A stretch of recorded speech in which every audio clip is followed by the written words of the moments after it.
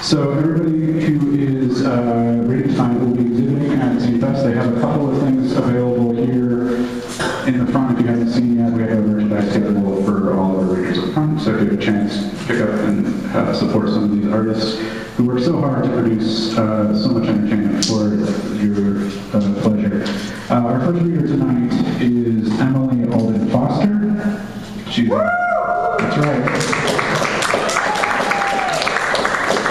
I'm feeling a little square right now. This literally may be my father's jacket. I just realized. Got some 80s shoulder pads going on. Emily is a filmmaker, zine maker, animator, and cat enthusiast.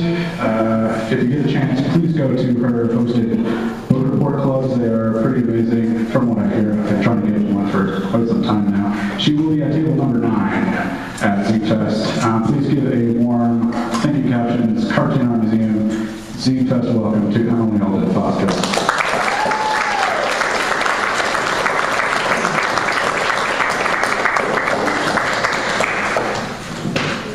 Thank you.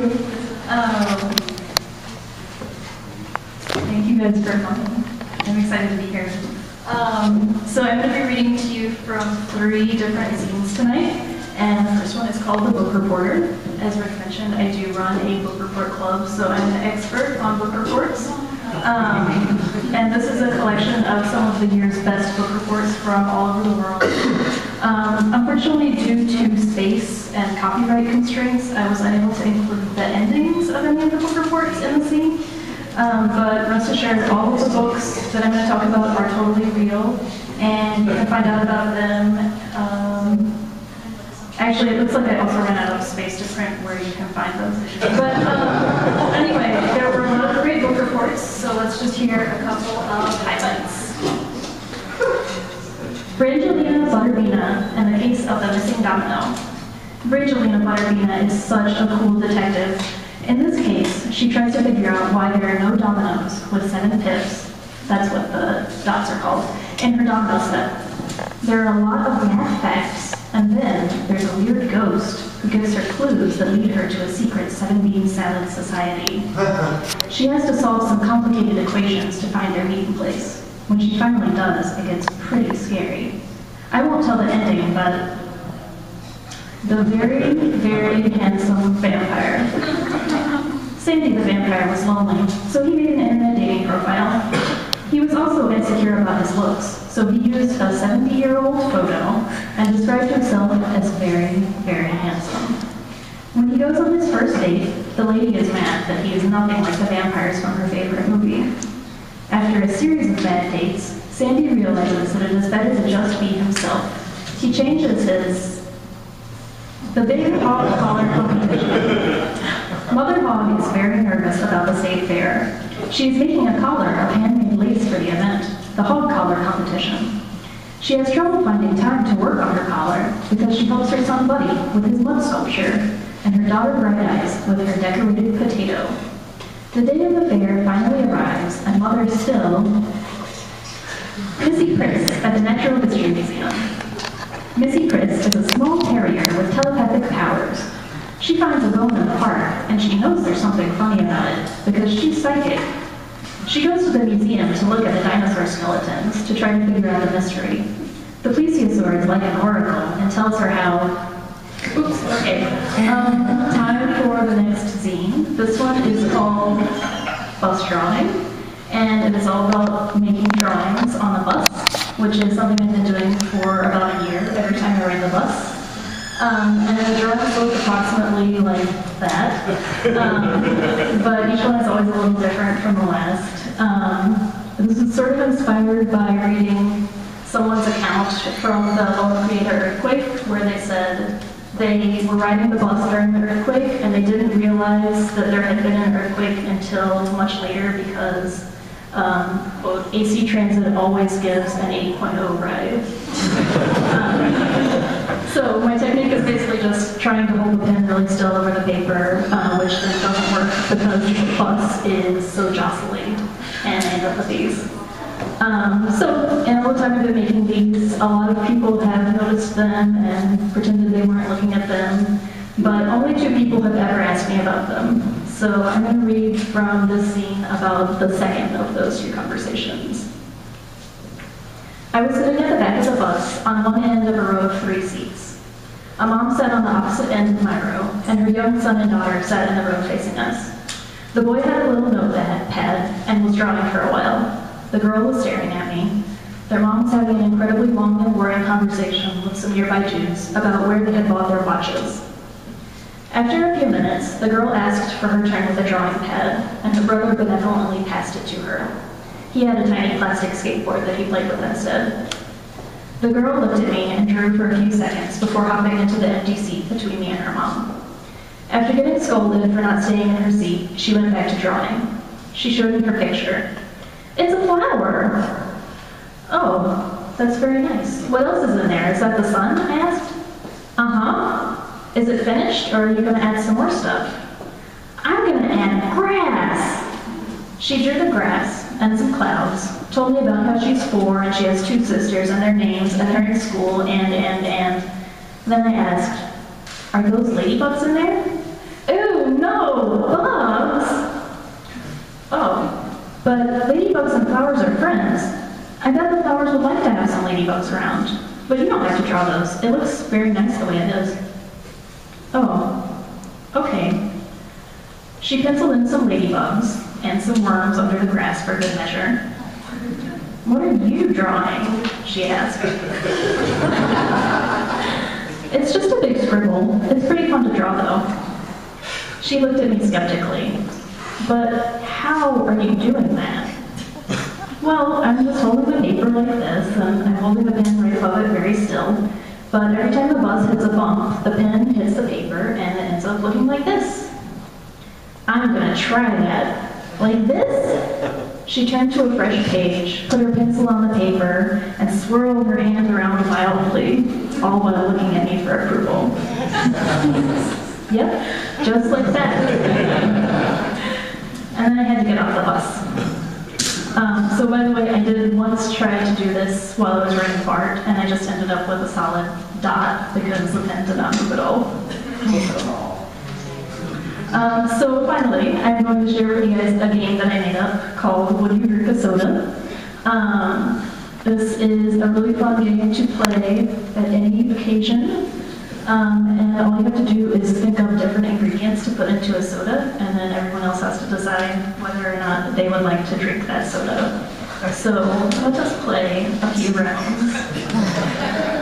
Would you drink a soda that was made of soda water and nutmeg and milk? No. Yes. Okay, mixed response. That's fine. Not everyone is like the same soda. What would you drink? A soda that was made of soda water and cilantro and cucumber. Hell yeah! Okay, I'm surprised some people eat cilantro and cucumbers, but I'm not you guys, I guess. Okay, would you drink a soda that was, whoops, I'm sorry, I messed up. A soda that was made of soda water and bumblebees and gravy. Okay, not very good idea. Okay, can I have a audience volunteer, please? Perhaps you, miss? Pointing here. Yes, come on up. So, this is Erin. I happen to know that because she's sitting right there.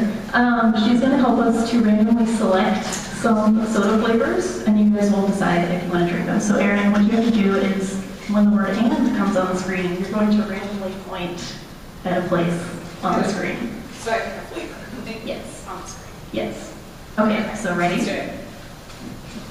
Would you drink a soda that was made of soda water and Somewhere. Here. cumin and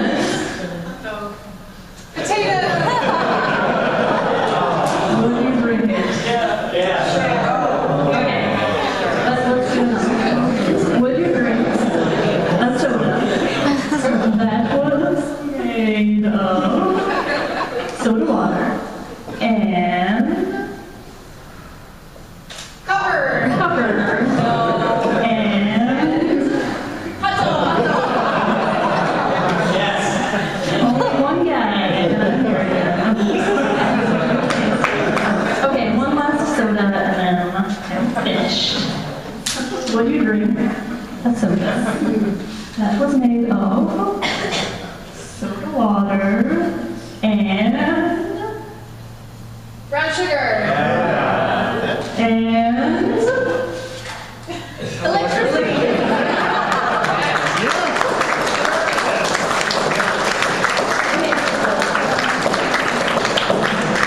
most of you guys have really great tastes in sodas, so maybe we can hang out sometime. And I hope to see you guys all at Zine Fest. And thank you, Rick, for inviting me and for all the organizers for making this a great Zine Fest thing. Good night, Emily Alden Foster, ladies and gentlemen.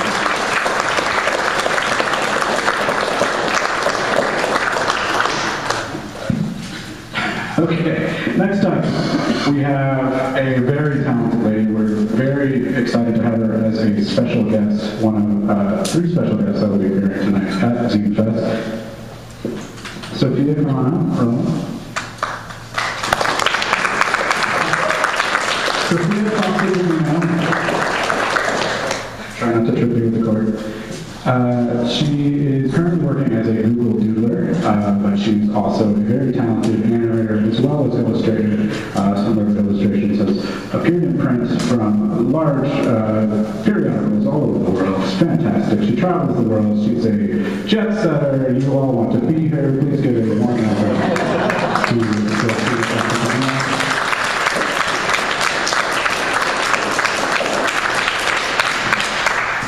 Thank you. I'll be reading 2 comics, the first of which was done for an anthology called Antiques Roadshow, that's edited and published by Alison Dubois, who lives in San Francisco as well, and there are copies of it on the merch table if you find this story interesting.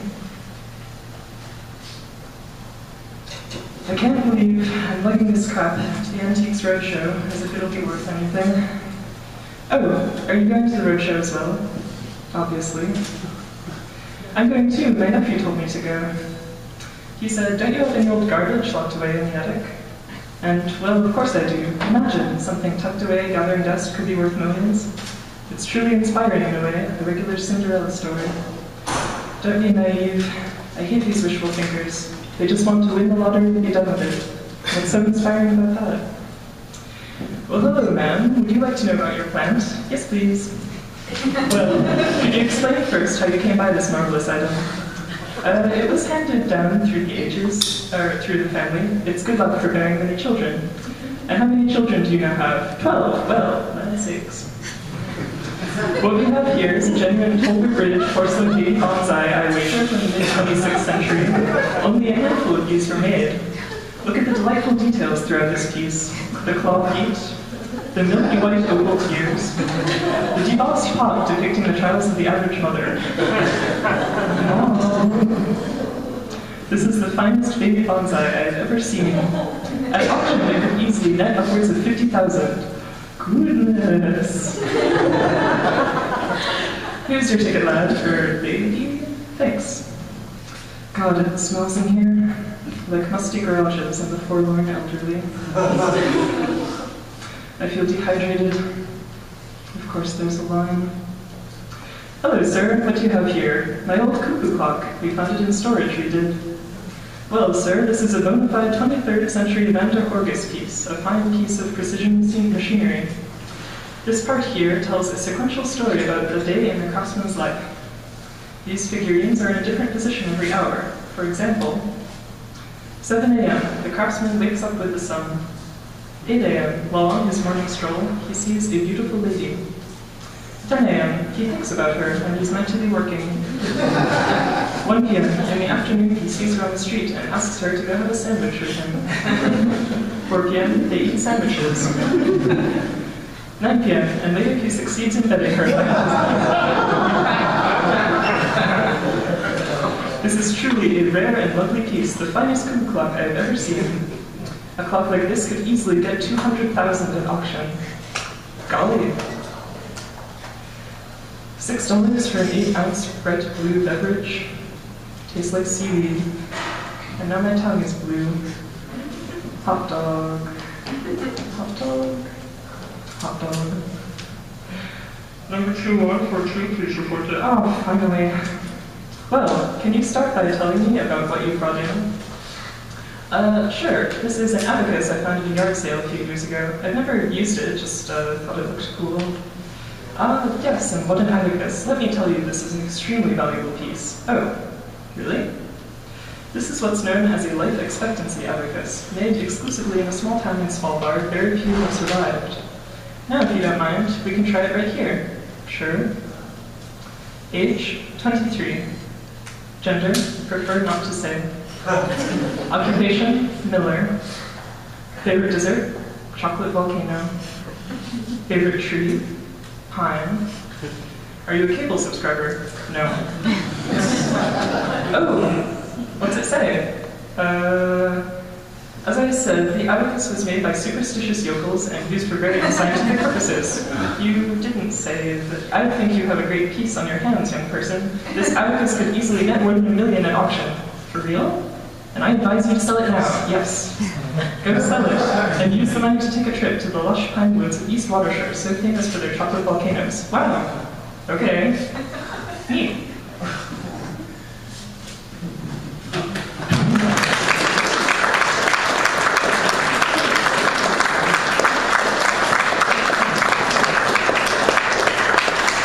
Thank you. This next comic is for an Italian anthology. The publisher is called Della Dile, I think. I've never said it aloud before. The anthology is called Mother, and it's debuting at SPX in Bethesda, Maryland, which is in 2 weeks, and maybe some of you are going. But this is in the book it will be in Italian, but this version is in English. Ha ha. Ha ha ha ha. Ha ha ha ha ha. In my dream, a person was sitting on my body, pushing the air out of my lungs. It wasn't a dream. Don't tell me. I don't want to know.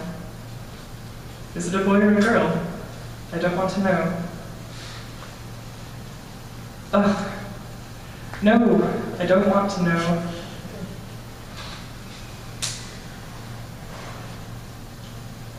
Money. Money. There, the money. Get the money.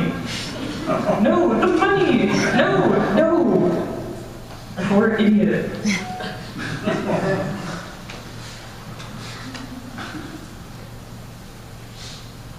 Mama, where did I come from? Well, it's a long story.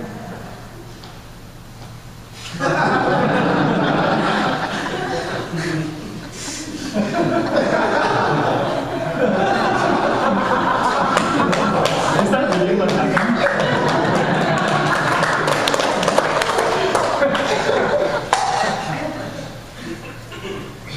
Listen, where were you last night? Why do you have to stay up so late? And what about this liberating chemistry? It's not that difficult, is it? Who are you chatting with on your phone there? Are they so much more interesting than me? Why do you bother watching that TV show? You realize it's just garbage, right? Why aren't you finishing your dinner? Are boys giving you a hard time? Are you anorexic? And your friend Kim, what's she been up to lately? Why don't you volunteer with her? Say, have you thought about applying to colleges yet? Have you decided on a major? Oh, honey, I hate to nag you like this. Can you ask me a question for a change? Mom, who's my father?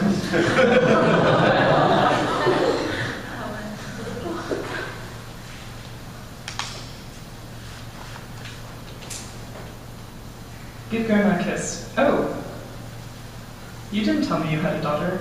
Mom, of course I did. Nonsense. I would have remembered something so important. Well, don't look at me like that. It's not easy being a mother, you know. Give Grandma a kiss. Oh! You didn't tell me you had 2 daughters. Mom, I don't. Just the one. Well, she grew up very quickly. Yeah. She looks just like you did at her age. It seems only yesterday. Do you remember when you broke your arm skating and you cried and cried? Mom, goodness, there are so many of you now. A woman is a very strange thing.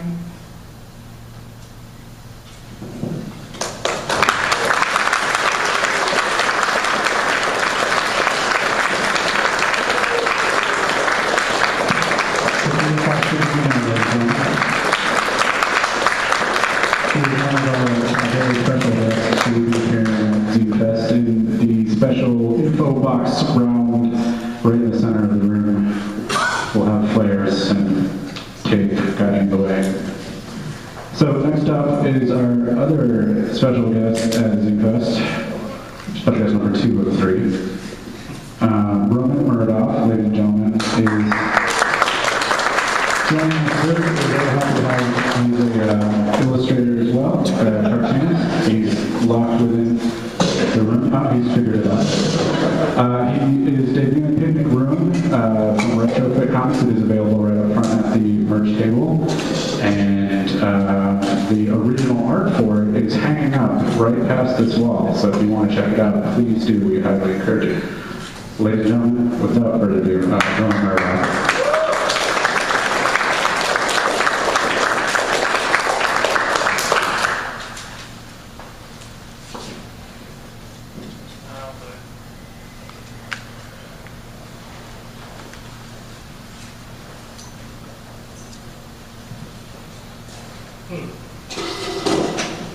Right. There'll be some stuff about nothing, then something about sausages, and then gestures, and then I'll go away. I love people watching people. No, people watching. What's the difference? I don't know. Watching people sounds creepy. I'm people watching. Does it involve watching people? No, well, not quite as such. Looking, noticing rather. You're watching people. Watching people. Watching people. I know! Everyone is looking at you. That's right. They're all watching you. People watching. You're a detective. Life hack. Fill your water bottle with chorizo sausages. Turn the teacher's jogging sash into delicious midday snack. And the band says sports, and that's very cool. Again, the pool of vomit bears striking resemblance to the state of Wisconsin. As you all know, Wisconsin is the largest manufacturer of sausages in the U.S. Poor bastard. Downright facing dog. Confused chorizo with snackwurst. I'm off to ravage Poplar Popsicus. Sorry, not meant to be read. The rack sash is in Prague. Allow yourself to surrender. Namaste. Look under your seats. Don't. It's text. Which is true anyway. There is nothing. You're alone in this godless universe. The underseat is as empty as your life. You're a worthless topic. That nullity of nothingness in the vacuity of a void. Your children can't wait to bury you. They've already prepared a tombstone, and it's blank.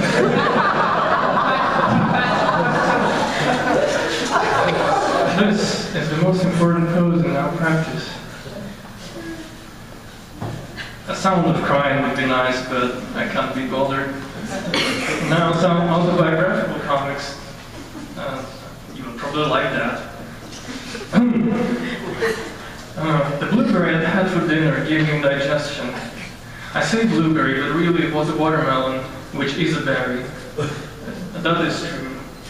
For laughing and learning. It looked blue to me because I'm colorblind. Anyway, I went out into the garden, which I don't have, and noticed in the garden, crouched in the garden, not even her own garden, not even my garden. In the garden, sitting in a hypothetical garden, writing some recipe, giggling to herself. Sad. What's that? It's in the garden, not in the garden? Well, grab some white out and get to work. Interactive comics. Happy now? You never will be. It may look spontaneous, but I actually asked that man to tackle me. I was hoping everyone would, but you really are disappointing. Anyway, woke up to a frightened vision of branching pediments as an audio booklet club. To hell with costly vanitas, not water in the coop, please. Flavored with nothing, nothing. This gesture of austerity falls flat. He sulks and feels his tapes burn softly into the lurid light of raisin bombs, the bombs that will bring us together. Well done. This song is about gestures, and your enjoyment will significantly improve if you use gestures. We've all seen them. It's extraordinary how much you can learn from that's the wrong voice. It's extraordinary how much you can learn from observing gestures. This much? No, my dear friend. To give you the faintest measure, I'd have to rip your arms off and hoist them at the opposite poles of the planet. And then I was breastfed until the age of 3. I'm male. I'm very male. This one many of you can do to the delight of your fellow audience members. Notice my Kurt Vonnegut quartet. And even then, the eternal scope of testicular wisdom would hardly have begun. What do mine suggest then? Well, I'm not easily impressed. Ask me about the book I'm writing. Insist on an essay, it's nothing. I'm vapid. Oh, come on, you asked for it. Hands up! Give me all your... I'm not actually allergic to trout. That's right, hand it over, slowly. That is the gesture. I'll never read Proust. I sleep alone. My brother-in-law has acupuncture. I'm sexually available.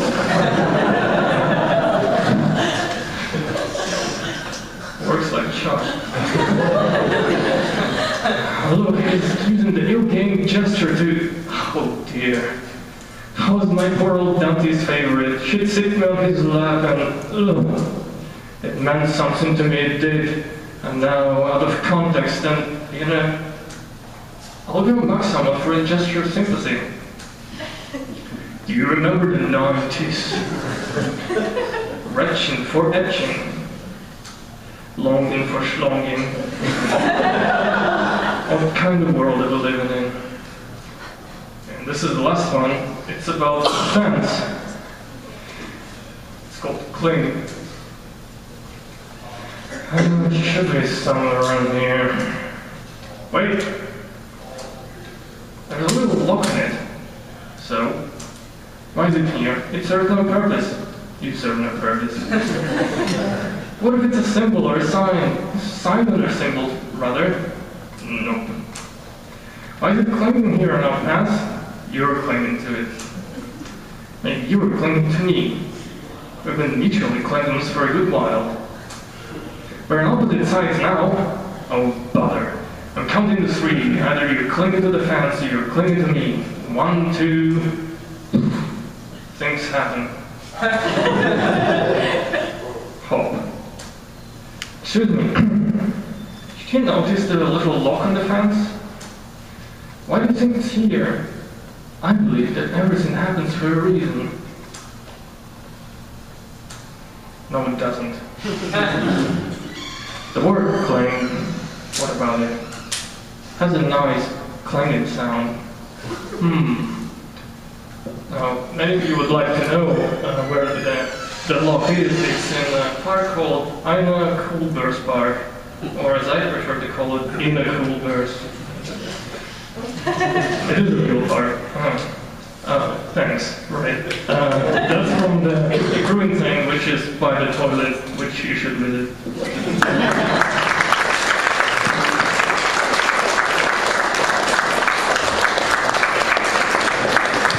Well done, ladies and gentlemen. Did everybody have a good time? Was fun?